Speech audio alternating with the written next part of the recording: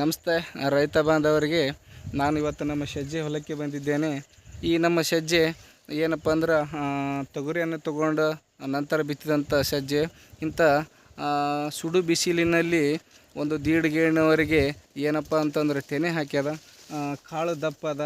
ಇಷ್ಟು ಕಾಳು ಸೈಜ್ ದಪ್ಪ ಬರ್ಲಕ್ಕ ಈ ಥರ ತೆನೆ ಹಾಕ್ಲಕ್ಕ ಏನು ಕಾರಣ ಅಂತಂದ್ರೆ ನಾನು ಇದಕ್ಕೆ ಯಾವುದೇ ರಾಸಾಯನಿಕ ಗೊಬ್ಬರವನ್ನು ಉಪಯೋಗಿಸಿದ್ದು ಮಾತ್ರ ಧನ್ವಂತರಿ ಕಂಪ್ನಿಯ RPX 76 ಅಂತಕ್ಕಂಥ ಒಂದು ಆರ್ಗಾನಿಕ್ ಪ್ರಾಡಕ್ಟನ್ನು 2 ಬಾರಿ ಉಪಯೋಗ ಮಾಡಿದ್ದೀನಿ.